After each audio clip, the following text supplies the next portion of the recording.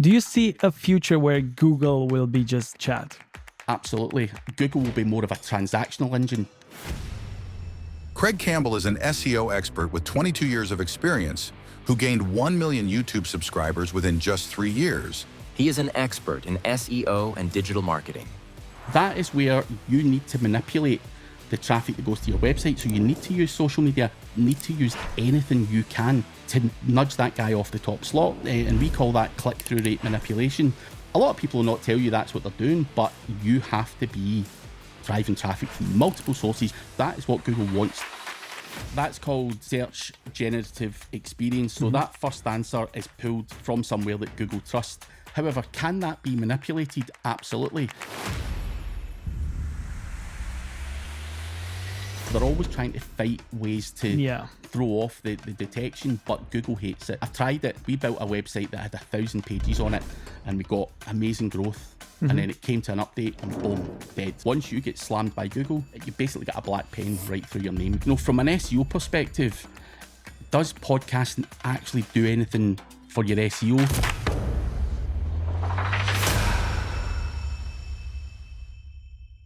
Hello everyone, welcome to the Pod Files. My name is Bogdan Bratis, your host, and today I have a special guest, and we're gonna talk about a lot of business stuff, SEO, marketing, and like his YouTube channel says, knowledge bombs that will make you money. So I have here Craig Campbell, who is based in Glasgow. He has been in the industry for 22 years, which is a long time. He's literally from 2003, if my math is right. And the internet was just getting started to be a thing. He also has 1 million subscribers on YouTube. He's running a successful SEO agency, and he is also a speaker and a marketing guru. So how did you get into marketing space?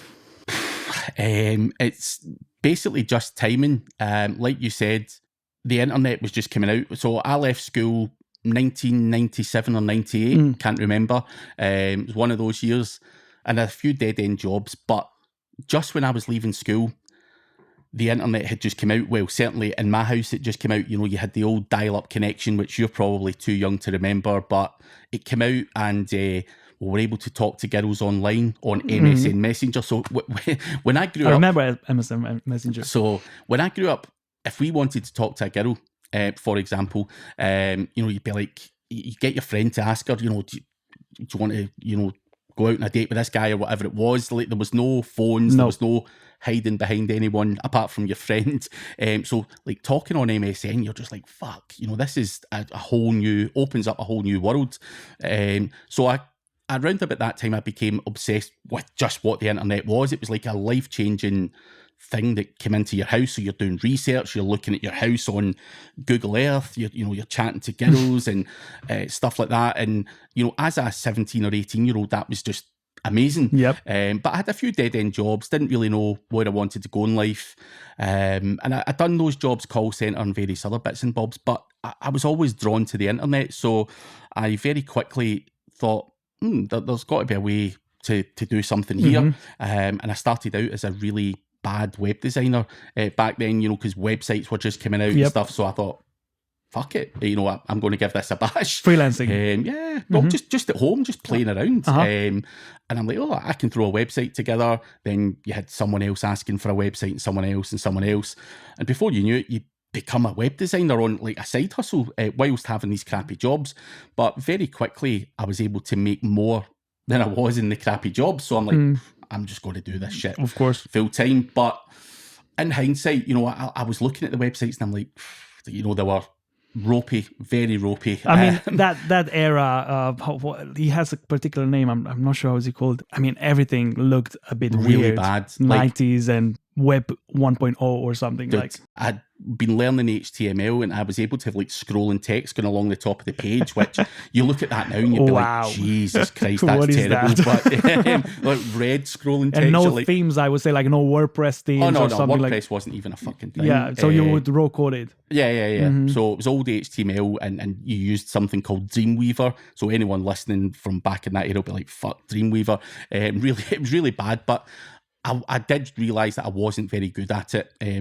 Graphics and stuff were not my thing.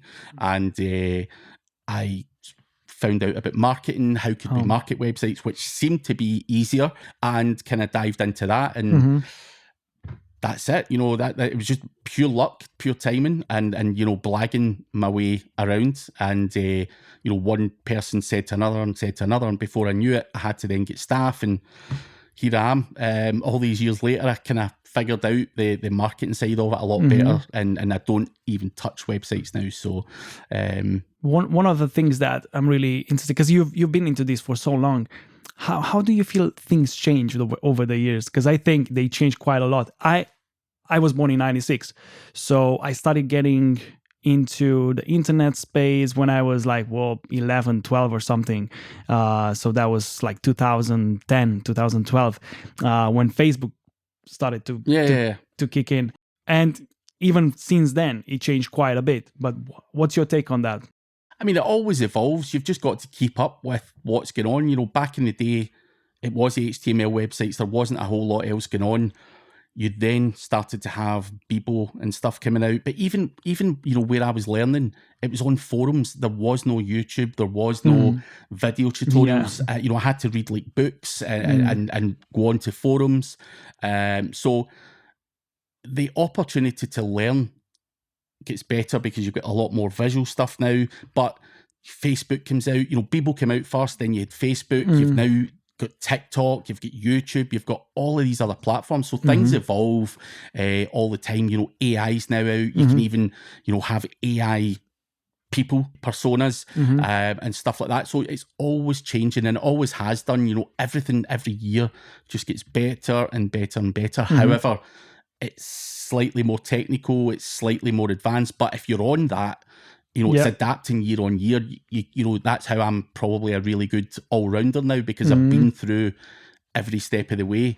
You know, but for someone new coming in, it could be mind-blowing trying to figure out what's new, what's not, what's hot, what's not. You know, it's just an absolute minefield now. So it's just trying to keep up with what's working, what platforms are the best and stuff like that as well. And it also is very niche dependent. So there's a lot of platforms out there that I've never done so well on, like Pinterest. You know, Pinterest might work well for maybe even someone like yourself, like a musician or you know, more visual stuff. But see, for SEO, it's garbage. You know, I've got people going, I get 1 million hits a month from Pinterest, and you're like, how?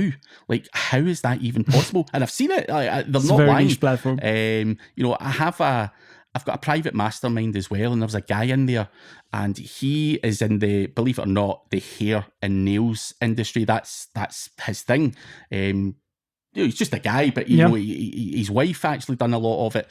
But Pinterest is the sole place where he gets all of his traffic, and you're like, oh my fucking God, can you teach me this? And he's like, I don't even know what I've done. You're like, Jesus. And I've tried, I've done courses on Pinterest, I've done everything, and I cannot get that to work. And I think it's a niche thing. Like, SEO people are not interested in looking at a picture of SEO. Whereas maybe, you know, if you're in the music industry, people want band pictures, gig pictures, studios, you know, all of that equipment, stuff. whatever. So I think it depends on what niche you're in, where to go as well. And again, experience, you've just got to try and use your experience. That's it a bit. You could go down a rabbit hole and spend a lot of time doing something, and it doesn't actually do that well. So you spent a year trying to do Pinterest as an SEO guy, and you're going to go, you definitely need to focus into the things that work. Don't try to like go after everything, because I don't think that's a good strategy. So for example, for some people, probably like SEO, having a website doesn't work for whatever reason. Maybe just social media works for them or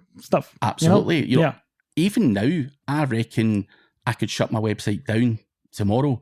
You know, between YouTube and social media, I think I would do well, because I'm doing a lot of content and have done a lot of content for years. So that can work. You don't always have to solely rely on a website anymore. So that's a great thing. You know, you just got to follow where the traffic's at and get exposure. So So what do you do every morning? How do you get so much done? A team. So you wake up early, or like, are you late? No. I get up maybe about 9 o'clock. Same as I do. I don't get into the office until 10. But I've got a team. So a lot of people say, Craig, how do you do all of this stuff? And it's where I've got a studio. I can go in, I can crank out a video. It then goes to my video editor who will do all the editing. They'll pull out reels and everything else and post them for me. So whilst it looks like I'm fairly active, and I am active, I'm not saying I don't work, but it's nowhere near as what people would think. And when I started out in business, I wanted to do everything myself. I wanted to be the person that done everything. So I wasn't quite doing YouTube and stuff. That's the thing that's going to destroy you. So I wasn't doing videos, but for example, I would be wanting to record, I would be wanting to be on it, I would want to edit, I would want to post. There's not enough hours in a day to do that. And, delegation is key. And I think one of my first agencies, that was the reason that I struggled to scale, is because I was a bit of a control freak. Not by... it was my first business. I didn't know any better. Of course. And it's my business, so I'm not, going to trust you to do stuff. It was quite hard for my own business to actually transition from a freelance mindset to a business mindset, because I started on Upwork, Upwork. Yeah. So I started providing my services there. And then at some point I said, I can't do any more because it's so much work. And actually I started having pains on my hands for editing so much, and my back would hurt. And I said, I just need to start hiring people to help me out. And it was so hard to give work away to these people and trust that they're going to do only 80-90%, because you can't say that everybody needs to be like you. You can't copy yourself. This is the thing. You are a perfectionist. And I actually had this conversation with a guy who does my headshots. He took all my headshots in the studio. And he said, it's going to be about 2 weeks before I can get your headshots to you. I said, how?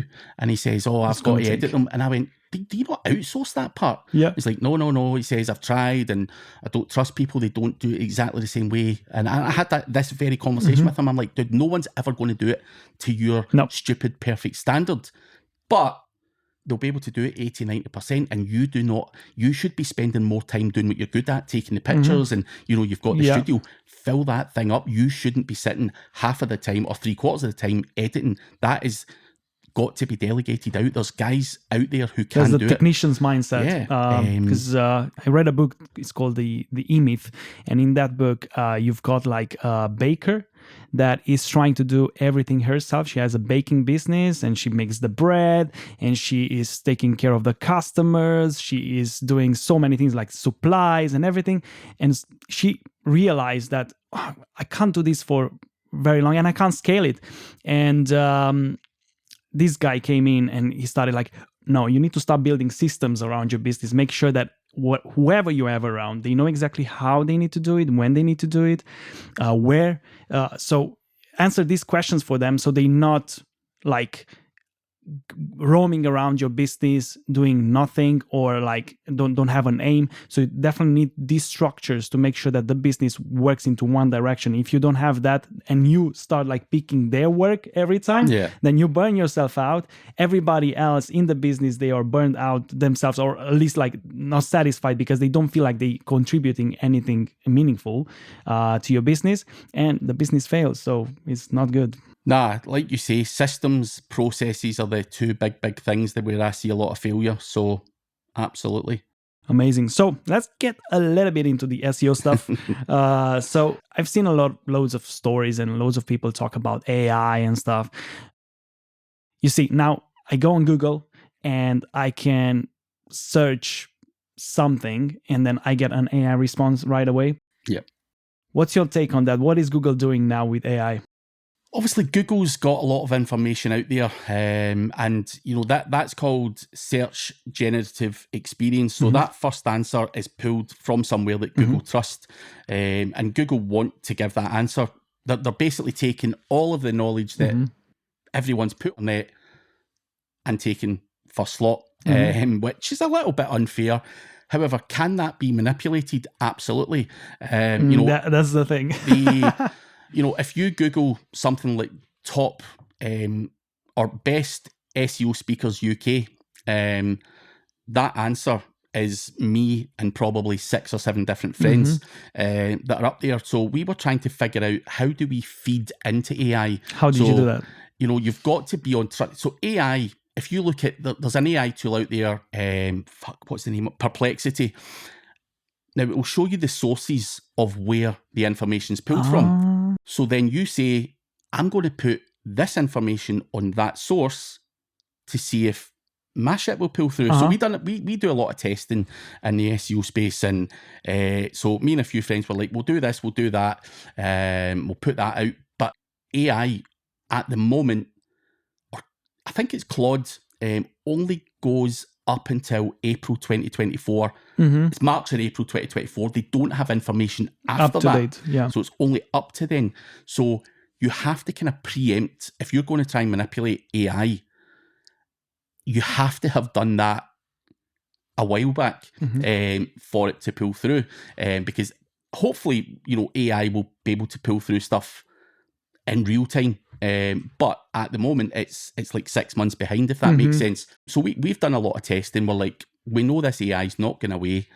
So if I try to manipulate AI, right, it would take around 6 months for your results to kick in, because they have to take the new data in order for that to happen, right? Yeah, and they've obviously got their own process in there where they might even change the trusted sources. So you're not even sure if that's actually going to work. So we've just thrown enough at the wall to see what sticks. But the trusted sources could change all of the time, because Google are aware that people like me are trying to manipulate the information that's out there.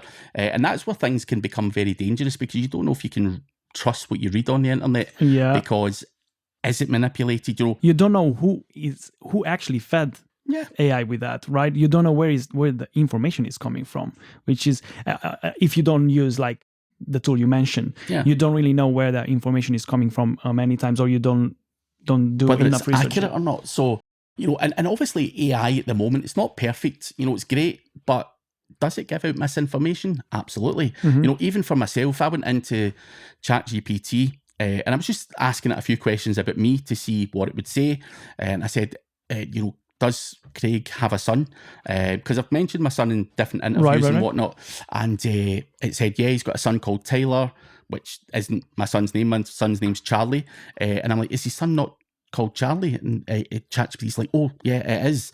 So it's not wholly accurate. Right. Sometimes it can spit out of course some wrong stuff. So that's the danger that you have currently with ChatGPT, but it's going to get better. It is going to get more accurate. But it's the beginning, and that's where do you see a future where Google will be just literally chat? Absolutely. I think I was at a conference a couple of weeks back in Milan, and one of the guys there was saying, like, I see Google will be more of a transactional engine. Information will come from ChatGPT or various other, Google's generative experience and stuff, and the transactions and stuff will, if someone searches for a transactional search term, that will throw up which in a way it's kind of good, because obviously that everybody that will go on Google will look forward to buy, and this way more business gets done. But this guy Arnout, his name is, he was saying, like, Amazon, if you go to Amazon, it's purely transactional. That's it. The 99% people are not on there looking for information. They just go, I want a watch, I want a shirt, or I want a light, or whatever it may be. And for him, in his opinion, he sees Google going like that, and I certainly wouldn't disagree with that. Information wise, Google are here to make money. That's why paid ads are getting prominent space and everything else. They don't really want us. And the amount of ads started to climb up and up in the last few years. Absolutely. Yeah, you go through a page full of ads, almost like half a page, let's say, and then you start getting to the first result, which kind of gives me the insight that, people start paying more Google for ad space, and kind of something is like a shortcut to get out there. And maybe SEO could be one of the things that you can work on organically. That's a long-term strategy. But I've got this question where, let's say I start a business right now, right? And I want to get traffic on my website. Yeah. What would be the way to do it?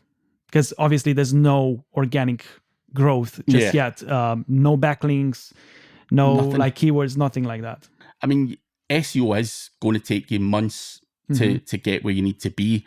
If budget allows, and you said to me, Craig, I've got X amount of money. I want to market my business.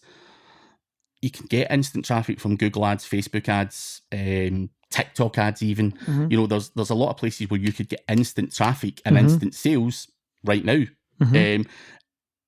Hopefully, when you do that, you're getting the cash flow coming in where you can afford to do SEO and whatever else, you know, organic social media and everything else to build up your brand and you know, capture traffic from a wide range of sources. It's not just SEO. Whereas years ago, people solely focused on just SEO. But with everything else coming out there, organic search getting pushed further down, more and more people are inclined to do One of the ads. things with organic SEO is like it's very unpredictable because they can change the rules every time. Yes and no. You know, they do change the rules, but it's not they change the rules. They slap websites that are doing something they shouldn't be doing. So you don't see Google, you know, pulling the rug from under your feet if you're doing legit SEO. If you're doing anything that's Is kind it of okay sketchy. to post directly from AI to like what are the downsides? So the problem, if you grab something from AI, and I've tried this purely from the, you know, Google can detect, you know, that's come from AI. There's certain patterns within AI writing that Google can detect. So do Google want the internet flooded with everyone's AI? Of course not. No, they don't. You know, just Google are struggling already with the amount of websites, the bloggers, and all of that kind of stuff. They don't need you piling in with 100 articles a day with AI. That's what they don't want. So AI very quickly gets filtered out by Google. If you get, you know, if you get away with it for a month or two, absolutely, you will. You'll get traffic, but you will see yourself falling off a cliff. So utilising AI from purely an SEO content perspective is bad. Now, can you use AI and then humanly edit it and tweak it and all that kind of stuff? Absolutely. You can do that, but you've got to change the patterns that are within AI. You know, AI starts with an introduction, it finishes with a conclusion. So even the AI writing tools out there, they're saying, do you want to exclude the conclusion? Do you want to do this? So they're always trying to fight ways to throw off the detection, but Google hates it. You know, I've tried it. We built a website that had 1,000 pages on it and we got amazing growth. And then it came to an update and boom, dead. Boom. And you cannot get it back. You know, once you get slammed by Google, you basically get a black pen right through your name. You will struggle to recover. So even if you took all of that off, there's still a black mark through your name where Google are going, nah, you're dodgy. So that's the danger. But can you use AI to create LinkedIn posts or anything else? Absolutely. One thing that I use AI for is like brainstorming ideas really quickly. And then I write everything myself, but kind of like just sometimes it is hard to come up with ideas. And I think that's the hardest part of the creative process, to come up with ideas. And AI can give you loads of ideas, right? And then you can choose and transform and do whatever. I remember before AI was like really a thing, I was writing lyrics for a song. And sometimes I would not know what word I should pick to get it at the end of the verse to rhyme or whatever. And I use like a website for rhyming and stuff. And then I would write what rhymes with this word. And I would find some words, but they weren't really a match. And then I would go to a random word generator, like get in front of loads of words and look at each and every word. And at some point, one word will stick out to me and say, oh, this is the word that I need. Right. And it could create new ideas doing that. Sometimes just reading newspaper, random words that don't even make sense to you could like create some sort of like creative spark that could help you out to continue the flow. That's how I use AI at the moment. Listen, I think AI is a very, very good thing. You know, like you say, for ideas, creative stuff, you use it for social media posts. Absolutely. You know, you can tell it to write in a certain tone of voice as well and what you want. Right. The prompting that you put into AI. You have your repository as well of knowledge. You can use that. But it's what you ask it to do. So if you just do a bland, give me a lyric, it will spit out some shit. You have to be very, very specific with what you want. That's you where the secret even is. Feed in information first, saying, check this, check that, check that. Now, give me that, and write it in this tone, this style. So the prompting part is the key part, and you can do a lot of different stuff with it. Lots of people are doing amazing things with it. So it's definitely here to stay. And I think anyone in any business, you know, using AI and automation is definitely, like we talked about earlier, business struggle to grow and scale because of people's lack of delegation and everything. But AI and automation Could help. can help with a lot of that. You don't even need to have all the staff that you need now. You can actually automate a lot of stuff. Yep, So that's true. What is your biggest SEO success to date? I'm sure there are many. I've got some successful e-com stores. I've worked with some very, very successful companies over the years. Probably my own e-com store, to be fair. I started it in 2015, still going strong today. I'm not a fan of shoving numbers down people's throats because people go, what a prick. So what is the website about? What is it selling? It's a digital download. It sells codes or serial numbers for whether it be Microsoft Office, it can be games, things like that. So it's more for PC gamers and stuff. So there are licenses of software that you sell, basically. Yeah. That's smart. And the reason that I'm in it is because of the failures I had. So, I've done a lot of stuff physical, where the stock ran out, trying to get the stock in time. It's such a pain. Stock gets lost in the post, shit gets broken in the post. That's why I've got digital downloads is where I've ended up because of all the problems that I had in the past. So probably that particular website is the one that I'm most proud of because I built that from the ground. What was the website? How's it called? I'm not telling you. No. And the reason I don't, I never ever, and you won't find many SEO people will tell you what their website is because there's so many people out there that will start either blasting your website with negative stuff, or they start reverse engineer what you're doing they give you a competitor. And a lot of people go, no, these fucking SEO guys are not sharing their website. I've had a lot of hatred in the past. When you put yourself out there comes in comes a lot of hate as well. When you do podcasts and you do YouTube, people just hate your guts. So see when you start, people are finding more easier to like hate you than love you. It's one of those things. Then they know what's making you money, and they're like, "I'm going to fucking sabotage that. Bad reviews, bad this, bad that." You're like, motherfuckers. So and the thing with the reviews and stuff, like you can't really appeal most of the stuff because like all the big companies like Google My Business, right? If you've got a restaurant and somebody had a bad experience, right? My mom has a restaurant in Crete. And she just got like some random reviews of 1 star, and it's a small restaurant. You know who came into the restaurant. You can figure out that this is a fake review. You probably had one bad person a week, like an awkward customer, so you'll know who it was. Yeah, exactly. So you try to appeal that, and Google does nothing. Google's argument on that is they want what is seen as real, honest reviews on there. Yeah, but I've had it. I've seen a million other people going, Craig, I fell out with a guy and I'm getting 10 bad reviews. They're clearly all from the same guy, same vocabulary, 10 different accounts.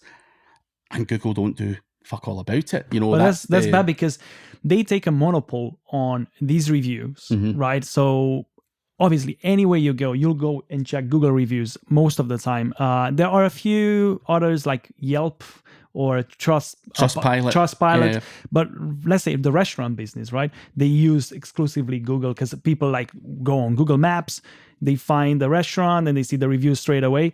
So if they don't do anything about the bad reviews, right?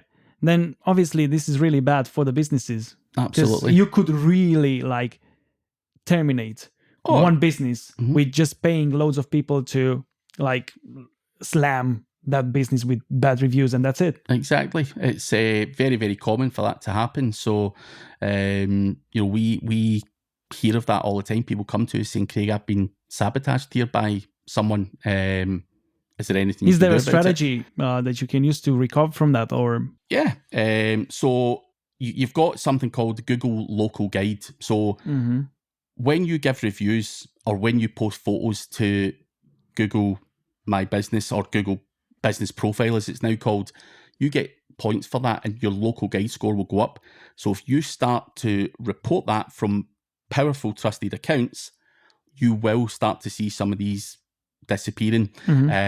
Also, what Google done, I think it was maybe about a year ago, any Google accounts that are not really active, so if they've not been active for a prolonged period of time, they're killing the reviews and they're killing the accounts. I even got an email the other day saying, Craig, you've got a Gmail here that you've not logged into for 2 years. If you don't log in now, it's getting cut. Yep. So you'll see a lot of the crap reviews disappearing, especially the ones that someone set up a Gmail just to leave a review. Right.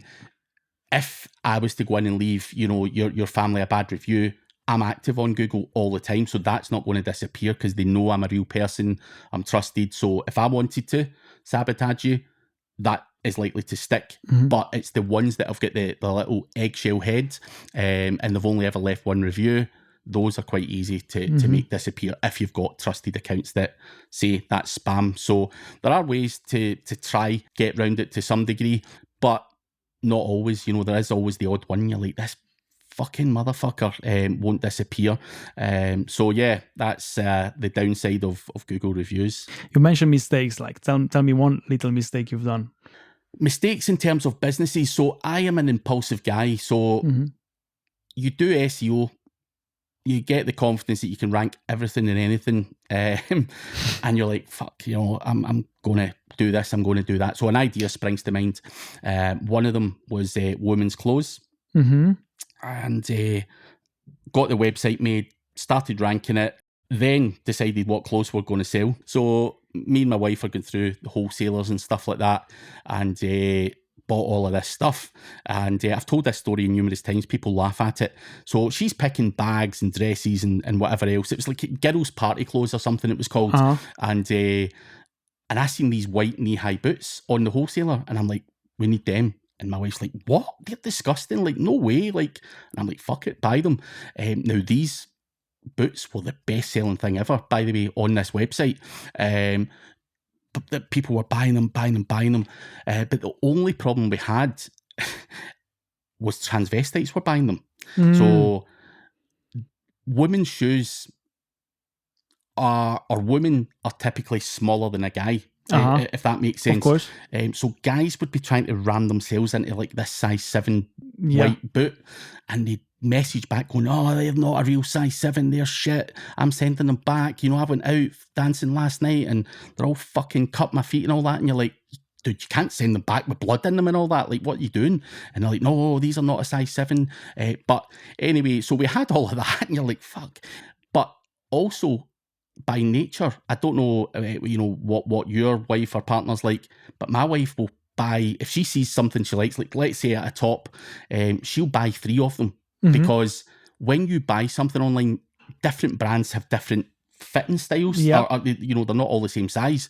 So we were getting like 50% returns, which eats into the profit. Of course. So it's the hassle of it, and you're just like, this is not going to work. So the search volume was there, the concept was there, but there was those little things where we're like, we can't legislate for guys trying to buy women's shoes. They're just not made the same. Guys were like, I want these in a size 14. You're like, women's wholesalers only make shoes up to a size 10, I believe, in most cases, or they did at the time. So we had a lot of problems like that, but the returns was the biggest thing that I never considered.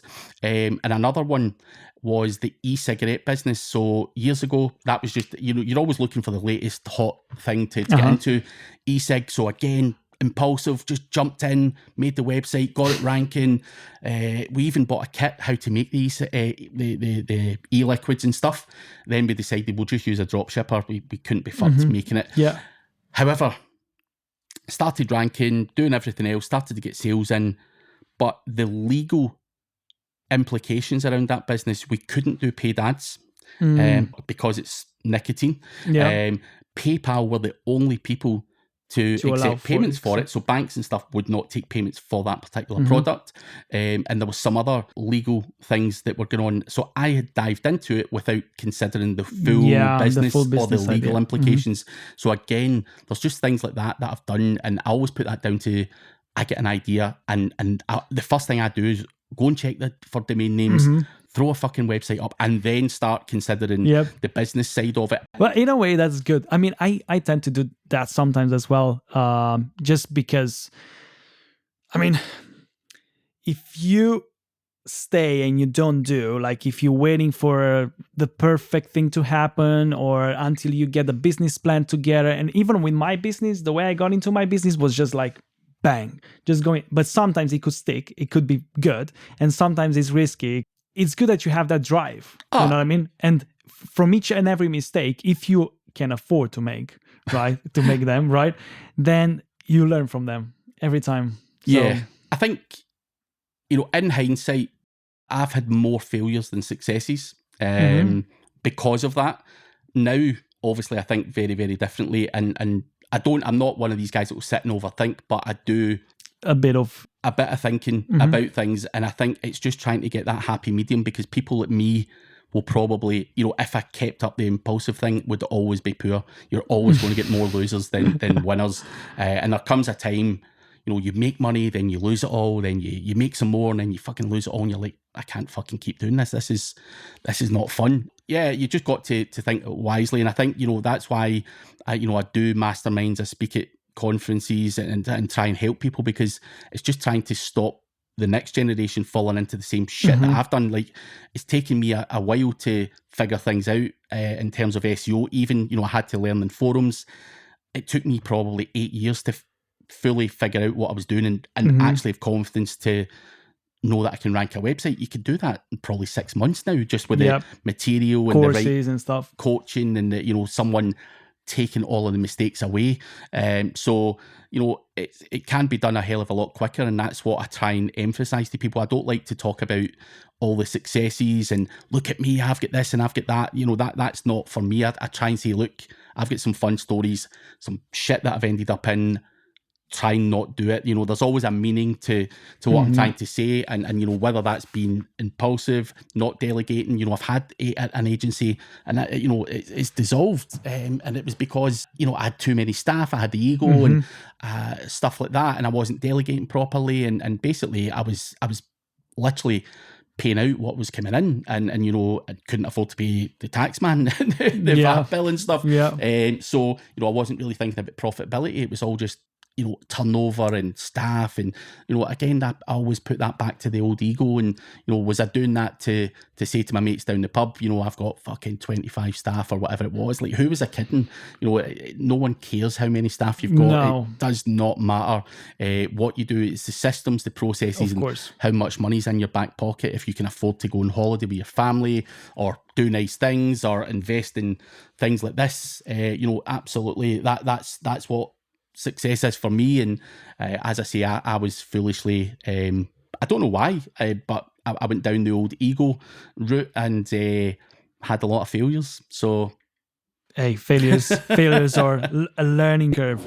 Before we dive back into the episode, I want to give a quick shout out to SaaSpot. Not only are they the masterminds behind this podcast, but they also power dozens of other shows you know and love. SaaSpot offers a flexible pay-as-you-go podcast production service that grows with you. Whether you need help choosing the right equipment, booking guests, editing, or setting up your podcast, they've got you covered. The best part? The team at SaaSpot isn't just professional, they make the entire process fun and stress-free. If you've been sitting on a great podcast idea, now it's the time to bring it to life. Visit SaaSpot.com and use the code TPF2025 to get 20% off your first production package. That's TPF2025 for 20% off. Alright, let's get back into the episode. What's your take on podcasting, and how can podcasting influence SEO? I think podcasting is a great way to demonstrate your knowledge, expertise, and everything else. I think, from an SEO perspective, does podcasting actually do anything for your SEO? You could maybe argue that when you distribute a podcast, you're getting links from Apple and all of the different platforms that you're distributing to. Can you chop that up and use it in social media to drive traffic to your website? Absolutely. Does that help your SEO? Yes. So engagement on your website is a signal that right. So traffic. if I get traffic to my website, right, even though it comes from different sources, Google likes that, correct? Absolutely. So, whether your traffic comes from Facebook, whether it comes from an email list, whether it comes from paid ads, that's really good, because there is a way to hack into it, right? You can pay. Oh, yeah, Definitely. You can pay. Obviously, you get the traffic, but then the organic growth I would say it's a byproduct of it as well. Yeah.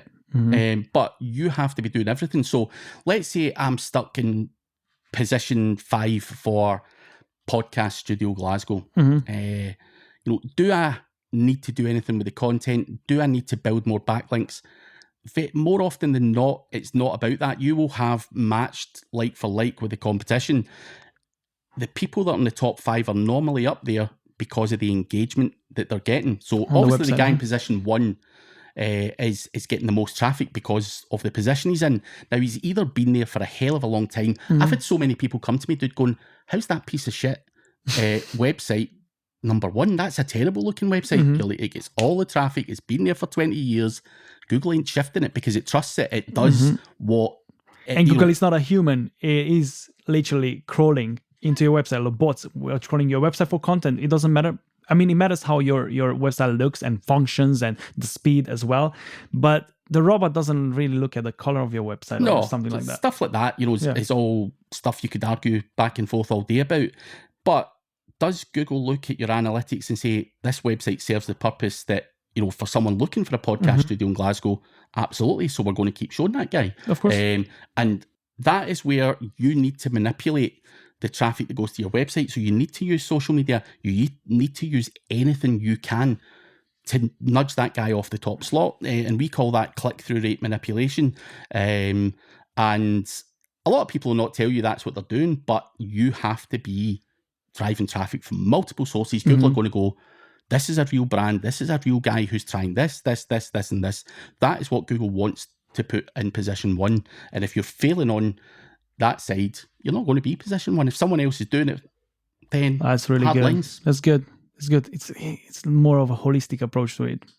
A lot of people don't realize, like, over the years, there's been a lot of affiliate websites and stuff like that where it's just been a shitty little blog that, links to Amazon products and everything else. A lot of that's been killed off because it has no brand search. It doesn't have any social media channels. It doesn't get traffic coming from other sources.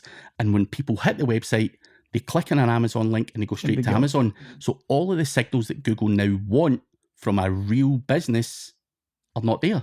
It's not get socials, it's not get anything else. So if you want to survive online, you need to build a real business, holistically. Yeah, the entire marketing strategy needs to be there. Ads, social media, YouTube, podcasting, have everything, and make sure that you get people to your website through multiple sources. Yeah. So that's good. So, and people will say, oh, but I'm not happy to go on a podcast, I'm shy or whatever.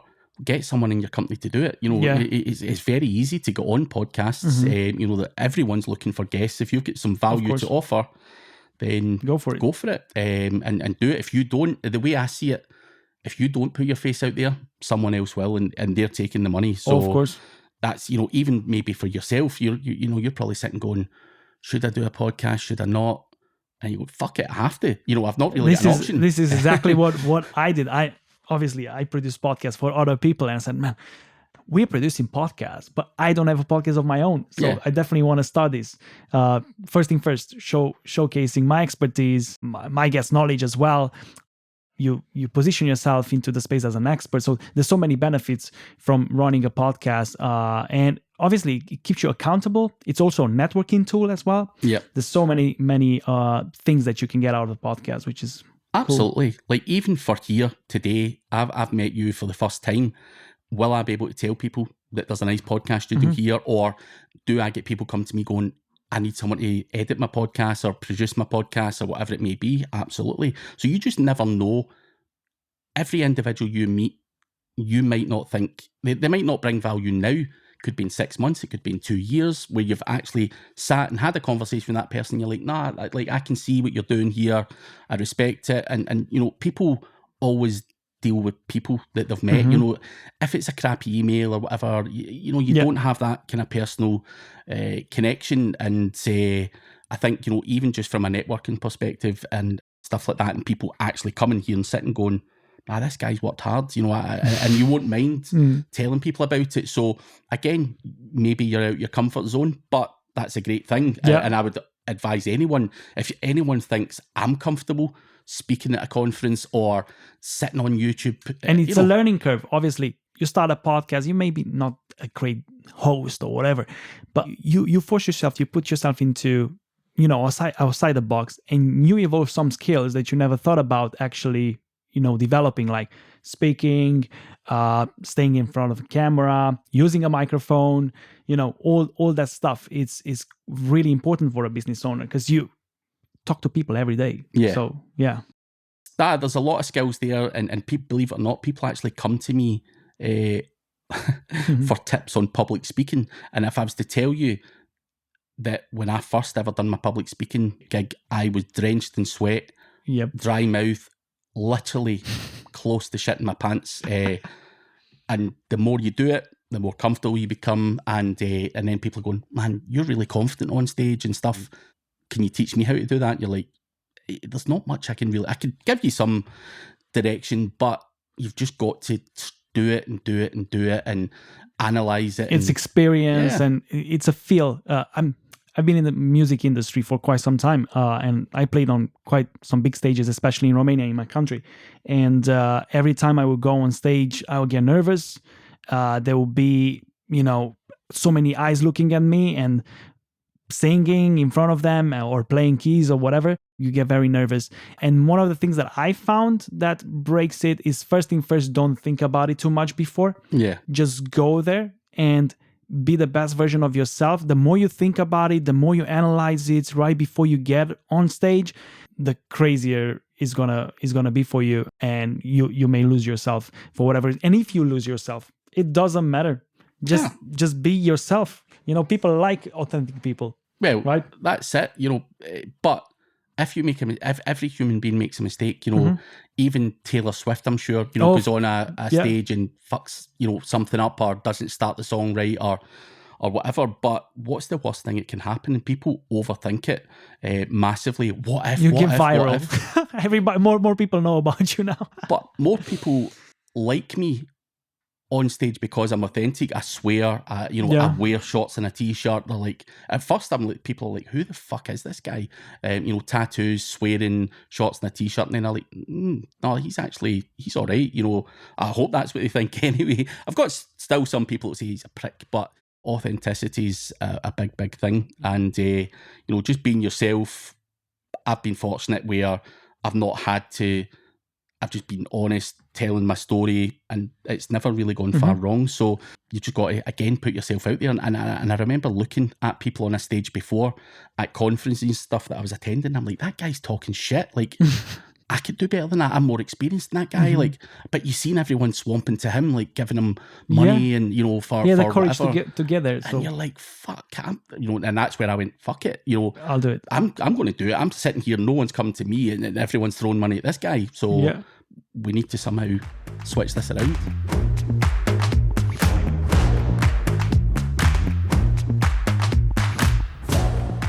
Awesome, Craig. So let's play a game. Let's do it. Basically, I've got there a few questions. They're not really related to any business questions necessarily, or they're just random questions. I want you to pick, let's do just two because we run out of time a little bit. So pick 1 and 2. 2. Open them. Yeah. If you could instantly master one skill unrelated to your career, what would it be? God, I would have loved to have been a professional footballer, but I'm too old for that now, so I'm not going to use that. Always had dreams of playing for Barcelona and stuff, but was never quite good enough. But one skill that I could master, what would it be? Probably business law. Business law. Oh, okay. I think that's a very interesting topic, just from people I've spoken to in the past or across the years. I find it, very intriguing as to what the actual law is and, the grey areas and stuff like that. Not that I'm trying to do anything illegal, but, I think a lot of people have a lot of misconceptions of what the law is and what you can and can't do and stuff like that. So I would have loved to have mastered that, and I think you could make a fortune from it as well. So because everyone's naive when it comes to the actual law. Yeah, even So- like, for example, tax and stuff, like people are doing certain things and they end up losing money to the taxman because they don't have the right structure or everything in place properly. Like, so it's really valuable, you as somebody that can provide that to a business. Yeah. You save them a lot of money. Absolutely. Yeah. Absolutely.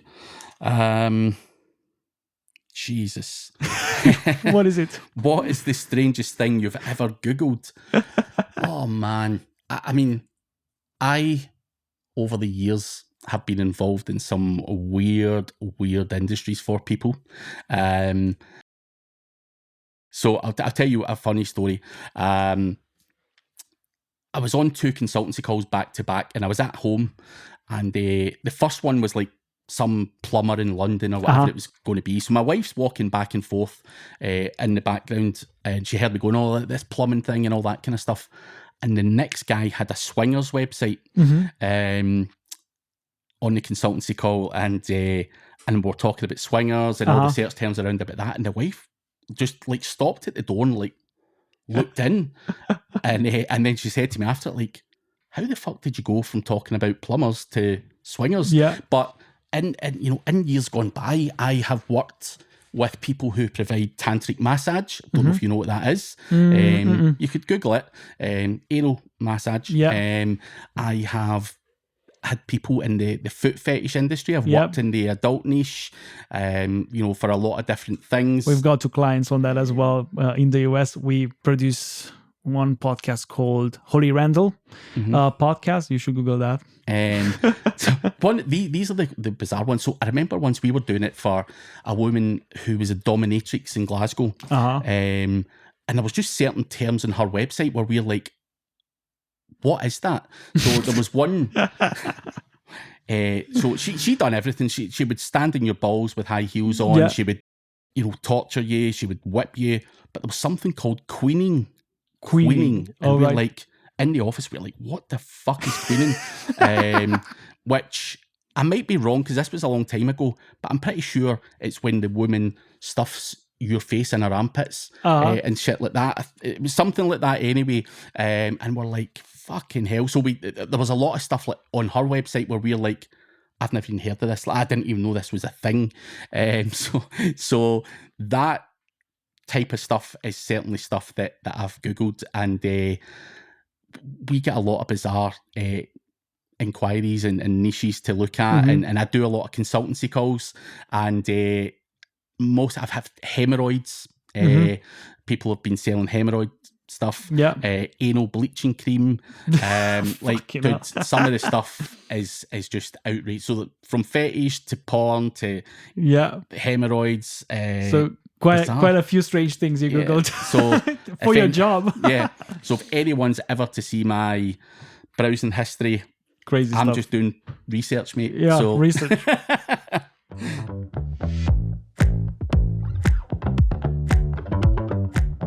So we're getting back into some of the business stuff. So one of the challenges I found is when you try to brainstorm content, when you try to come up with ideas for content, and obviously you have so many formats you have to take care of. Like you have the social media, you've got YouTube, you've got podcasting, you've got blogs, whatever. You have so many things. How do you manage all that to make sure that it goes out on time? Or, you've got a team, of course. Yeah.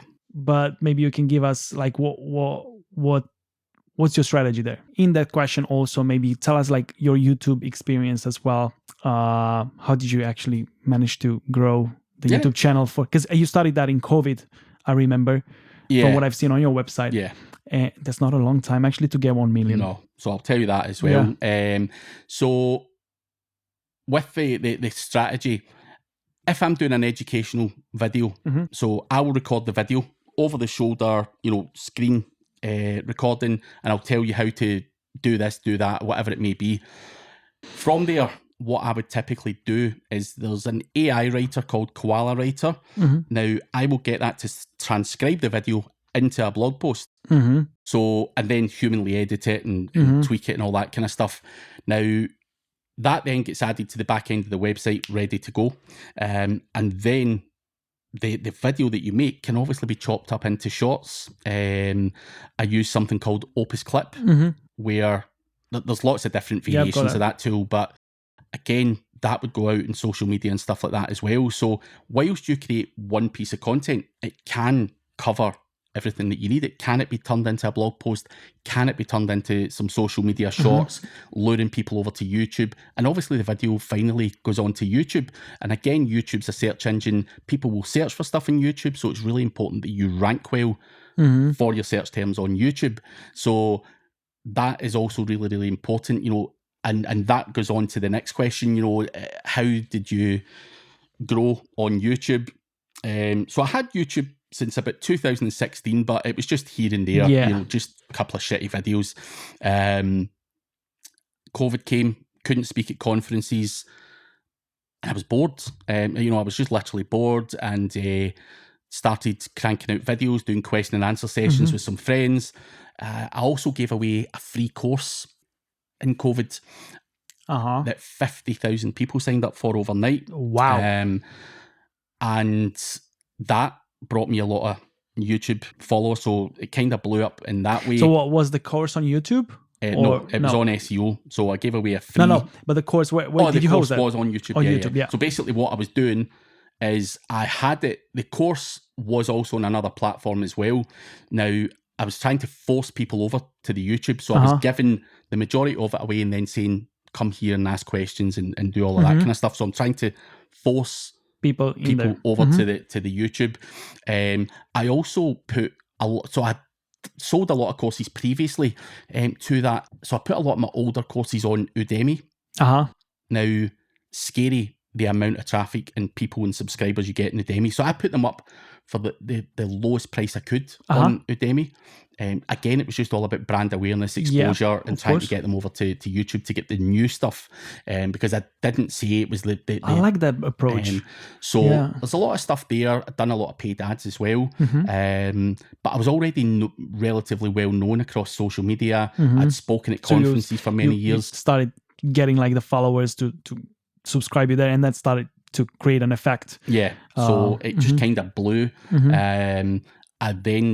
I think during COVID also got my first ever YouTube channel sponsor, because people are seeing it blown up and they're like, fuck, you know. So, you know, YouTube doesn't make a lot of money in terms of AdSense. You know, the revenues, it's not great. Negligible, so people often say, why do you put so much time and effort into YouTube? And the sponsorship deals, the brand deals that you get from that is insane. So again, utilizing the sponsors, doing more paid ads, I was able to then do YouTube ads on other SEO influencers channels. That's good. So there's a lot of wee tricks in there as well, you know, including the Udemy, giving away the free course. And people are going, you're crazy giving away the free course. You're like, really? You know, and that's where I think a lot of people think short term, how can I get $10 tomorrow? You know, whereas through COVID, I'm like, I want to grow this personal brand like insanely well on YouTube, because we didn't know when we were going to get that next out to a conference, because all conferences were cancelled, and you know, I was enjoying doing that, and you know, it was getting me the exposure I needed. But when that stops, you know, boom, you're like, fuck, what we do next? So that's where YouTube came, and obviously 5 years later, nearly, you know, it's done well. But you know, it's all about consistency and stuff as well, because you know, when you do it, even for the first 6 months, you know, it wasn't blown that well. So it took a bit of time to go, but once it goes, it goes. And that's the thing. And a lot of people go, oh, you're it starts to wasting have your a time. Compounding effect. So like the more subscribers you have, the more you get shown, and it's quite rolling. That's the thing, you know, and to rank well in YouTube, even if you were to Google something just now, like Black Friday SEO deals, there's 4 videos that show on page 1 of Google. 2 of them are mine. So ranking well in Google for search terms that people use, because YouTube's probably the second biggest search engine out there. People are on there looking for stuff. There's more people with your name, Craig Campbell, in this word. So I actually typed your name on YouTube, and the next thing that I got suggested was SEO. Which is well, you've got to work at that, because I've also got the same name as, there's an American singer and there's a Canadian comedian, or vice versa. It's either a Canadian singer and an American comedian. It's one or the other. So when you Google Craig Campbell, these guys are far, because I'm in a very small niche, you know, they're far more well known than me. Yeah. So I've also been working hard to make sure that I am the one that gets auto suggested on YouTube or on Google and stuff like that as well. So I've had to work hard at that. And it's not perfect yet, because if you just Google Craig Campbell, the singer still comes up, his knowledge panel and stuff comes up, and you're just like, fucking, I should have changed my name. I trademarked my surname in Europe. Oh, really? Yeah. So, because I've got like a weird situation. I had a website called bratis.co.uk, and I had my own music in there. And then at some point on Spotify, I will go on Spotify, I will look for my name, and another guy will pop up, and my music will not be listened to because of that. And I said, like, what is one way I could take ownership of this name? First thing first, is my own name. I wear this name, and it's a surname. And this guy was using Bratis because he was from Bratislava, from Slovakia.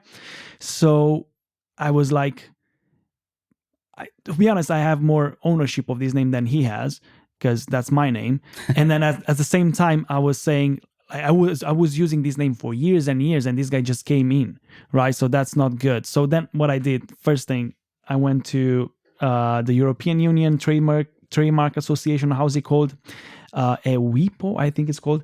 And then I bought Bratis as a trademark into the niche, music niche, 41 class or something. And then literally I emailed this guy, said like, now this is my name, you can't use this anymore. And he had to take it down. Bloody hell. And yeah, that happened on a New Year's Eve as well for him. That's not good. But you've got to do it. You've got to do it. Yeah. You know, a lot of people do the flip side of that. So a lot of brands out there build a brand and they don't even own their own domain.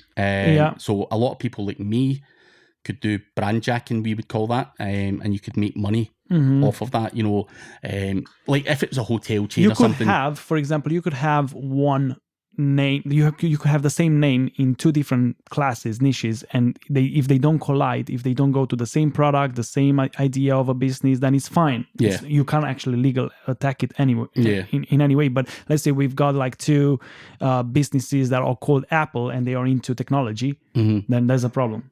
Right. So well, I had a problem with Apple, believe it or not. So I submitted to get some of my stuff trademarked, and my logo on my website, it's a little cartoon guy that's sitting in front of a laptop. Oh, yeah.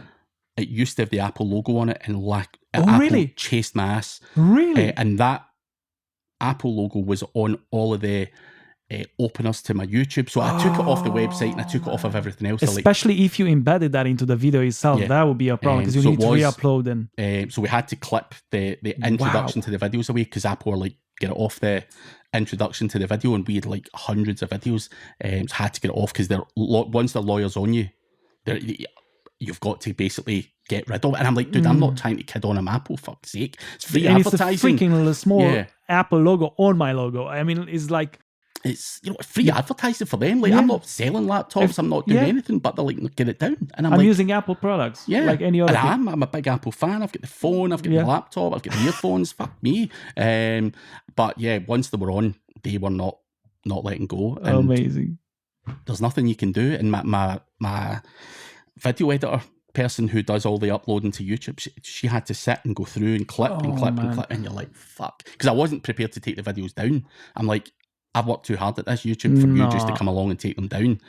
So we had to clip the front of that off on a lot of the older videos. So lesson learned though. Yeah. Hey there, it's me from the future, and I just reviewed Craig's podcast, ready to be released, and I just wanted to add this quick message.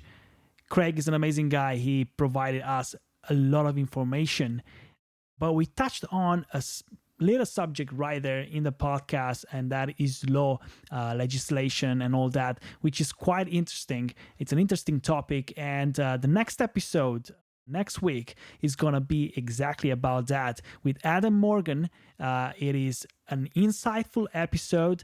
We talk about legislation, law, policies in the content creation space. So we are focusing more on that. We're going to talk about business as well, and it's really, really, really educational. So don't forget to join next week on the Pod Files. It's going to be great, I promise you. Great. So where can people find you if they want to work with you or they want to invite you to an event? Or CraigCampbellSEO.com is the website. You can find all my socials on there. You can reach out on Instagram or watch me on YouTube. Or I'm not that hard to find, so you can just Google Craig Campbell SEO and reach out if I can help you in any way or whatever. I would say it's quite easy to find because the way I found him was quite funny. I Googled like for marketing experts around Glasgow to invite on the podcast, and then your name popped up, and then I went on your website. I wanted to message you on the website to give you an email there, and then my marketing manager, I was on a Zoom call with him and said, this guy is live right now on Facebook, like go and ask him to come to the show. And I said, let's do that, and I actually did, and he actually responded positively to that, so we got this podcast recorded. So thank you, Craig, for coming to the show. No worries. I think it was a great episode, and we got loads of bits and bobs from SEO, business, all sorts of things. So thank you so much for coming. You guys, you can go and follow the Pod Files on YouTube, as well as, whatever you listen to your podcast, Apple Podcast, Spotify, whatever. Don't forget to tune in into the next episode. Thank you so much for joining. Goodbye. Cheers.